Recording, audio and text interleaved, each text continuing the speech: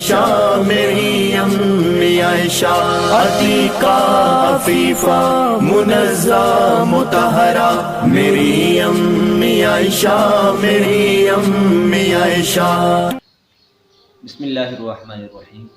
آج میں ایسی شخصیت کے بارے میں کچھ کہنے کی جسارت کروں گا جو ام المؤمنین سیدہ طیبہ طاہرہ، میری اور آپ کی ماں اماں عائشہ صدیقہ رضی اللہ تعالیٰ عنہ، جنہوں نے نبی علیہ السلام کے ساتھ ایک طویل عرصہ گزارا اور نبی علیہ السلام کی خدمت کی۔ نبی علیہ السلام نے فرمایا کہ مجھے تمام ازواج میں سے سب سے زیادہ محبت حضرت عائشہ صدیقہ رضی اللہ تعالیٰ عنہ سے ہے۔ جب آپ علیہ السلام سے بڑے مجمع میں پوچھا گیا تو آپ نے وہاں پر بھی یہی جواب دیا کہ مجھے سب سے زیادہ محبت عائشہ سے ہے۔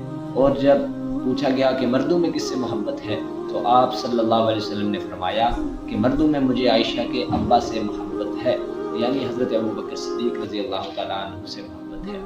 حضرت عائشہ صدیقہ رضی اللہ تعالیٰ عنہ وہ عظیم صحابیہ تھیں کہ جنہوں نے حضرت ابو ہریرہ رضی اللہ تعالیٰ عنہ کے بعد سب سے زیادہ روایات نبی علیہ السلام سے نقل فرمائی۔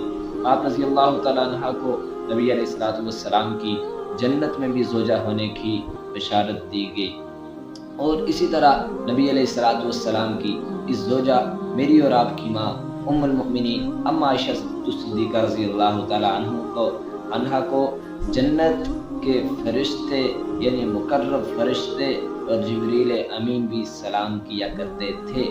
اماں عائشہ صدیقہ رضی اللہ تعالیٰ عنہ وہ ہیں جن کی وجہ سے، جن کے ہار گمنے کی وجہ سے اللہ رب العزت نے اس امت کو تیمم جیسی دولت عطا فرمائی۔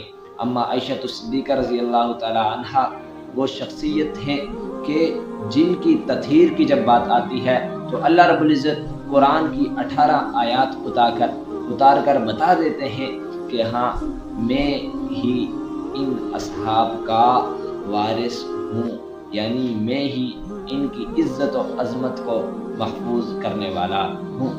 جب اماں عائشہ صدیقہ رضی اللہ تعالی عنہا نبی علیہ السلام کے نکاح میں آئیں تو بعض روایات کے مطابق آپ کی عمر مبارک 7 اور بعض کے مطابق 8 سال تھی۔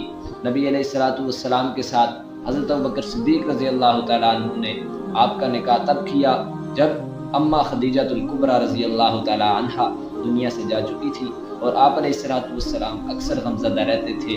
حضرت ابوبکر صدیق رضی اللہ تعالیٰ عنہ نے اس غم کو دیکھتے ہوئے، کیونکہ حضرت ابوبکر صدیق ایک لمحہ بھر کے لیے بھی میری نبی علیہ السلام کا غم برداشت نہیں کر سکتے تھے، تو انہوں نے اپنی بیٹی اماں عائشہ رضی اللہ تعالیٰ عنہ کو نبی علیہ السلام کے نکاح میں دیا۔